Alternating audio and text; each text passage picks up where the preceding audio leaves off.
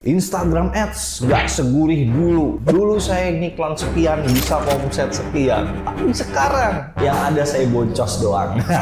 Siapa dari kalian yang lagi ngalamin masalah berikut ini? Mungkin ya dulu 2 tahun, 3 tahun yang lalu kalian ngerasain Instagram Ads kalian tuh works banget lah buat bisnis kalian. Kalian tuh kayak sesimpel itu gitu, simple posting, klik boost post, udah omset langsung gede ya. Cuman sekarang kemungkinan besar kalian lagi bingung apa yang jadi masalahnya ya. Dan semoga di video kali ini aku bisa kasih tahu solusi daripada masalah kalian. Ini yang memang menurut aku reasonable, maksudnya sangatlah masuk akal gitu ya, bahwa kayaknya masalahnya di sini deh.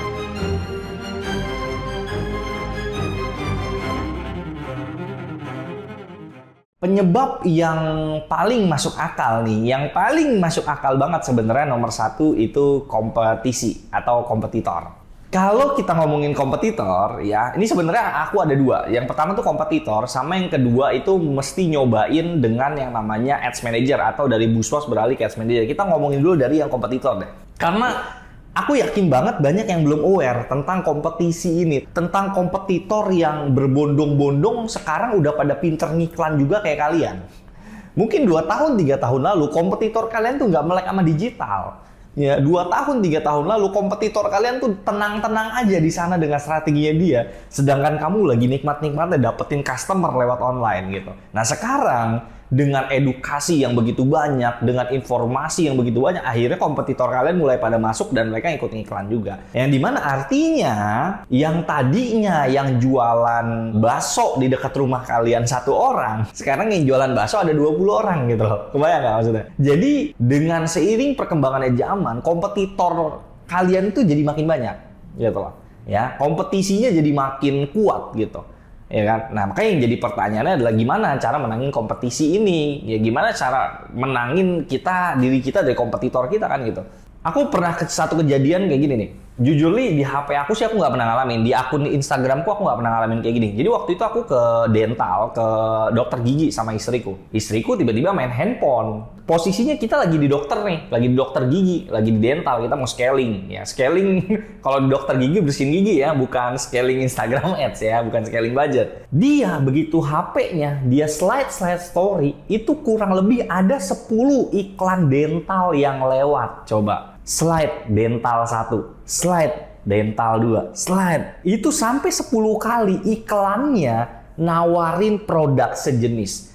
Iklannya nawarin hal sejenis. Kebayang nggak kalau kita jadi customer-nya? Kebayang nggak kalau kita jadi target marketnya dia? Kita ditampilin sama Instagram ada 10 jenis bisnis. Ada 10 jenis merek yang kita mesti pilih. Nah dari sini aja kan udah jelas nih, bahwa kompetisinya sekuat itu, kompetisinya semarak itu. Jadi ketika kalian ngiklan gak segurih dulu, ya kompetisinya segila ini gitu loh. Ada 10 gitu. Itu dalam satu waktu ya, bisa jadi ntar sore ketemunya 10 lagi. Merek lagi, beda lagi. Maka yang perlu kita sadar adalah gimana cara kita bisa menang dari kompetisi ini nih gitu loh.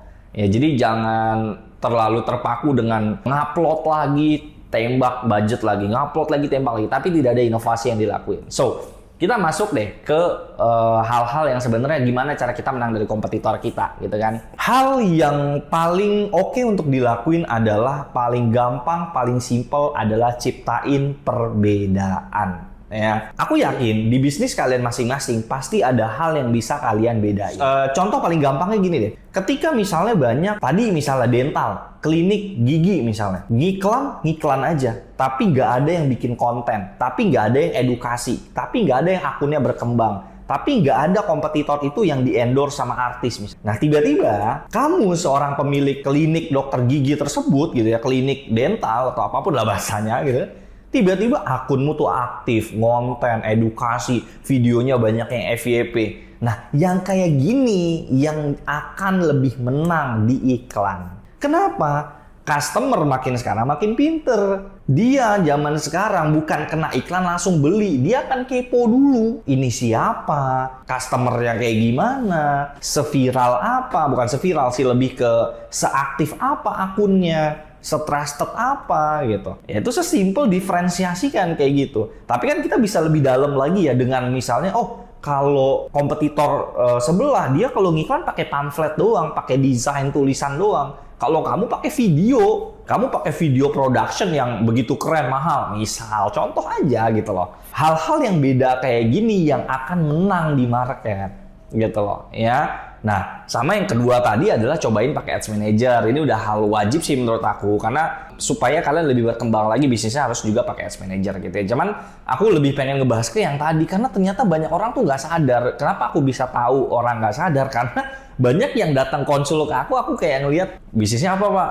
Oh, travel umroh gitu. Bisnisnya apa? Oh, properti gitu. Dan dia cerita, kok saya boncos, kok saya nggak kayak dulu ya. Dulu saya tuh ngiklan begini gitu. Yang dimana begitu dia sebut, Pak, Bu, bisnis ya Bapak, bisnis ya Ibu ini udah menjalar, pemainnya udah banyak gitu loh. Nggak bisa kayak dulu lagi, harus ciptain perbedaan. Ya tapi perbedaannya juga yang mesti masuk akal ya. Maksudnya perbedaan-perbedaan yang kayak tadi. Harusnya customer lebih trust ke kita karena kita aktif, karena kita ada artisnya, kita ada brand ambassadornya misalnya. Atau mungkin yang lebih dalam lagi karena kita lebih murah tapi fasilitasnya mirip kompetitor, yang kompetitor lebih mahal misalnya. Nah, hal-hal kayak gini nih yang sebenarnya aku pengen teman-teman tuh paham bahwa jangan terlalu terpaku kepada dashboard juga, karena ada beberapa teman-teman yang selalu ngulik-ngulik, ganti budget, ganti ini segala macam, padahal masalahnya bukan di situ, tapi masalahnya ya di lapangan, kompetisinya begitu luas gitu. Mungkin itu aja video kali ini, semoga memberikan wawasan dan juga memberikan informasi yang menarik buat teman-teman semua dan dapat wejangan gitu ya. Karena ini sangat penting untuk disampaikan supaya teman-teman makin bagus lagi iklannya, profitable lagi tentunya ya, dan tentunya bisa mencapai kayak dulu ya, mungkin ngomsetnya gede-gede, budget iklannya kecil gitu ya. Ya semoga bisa diperbaiki dari pelajaran yang barusan aku sharing seperti oke. So mungkin itu aja video kali ini, terima kasih, sampai jumpa di video-video selanjutnya, bye bye.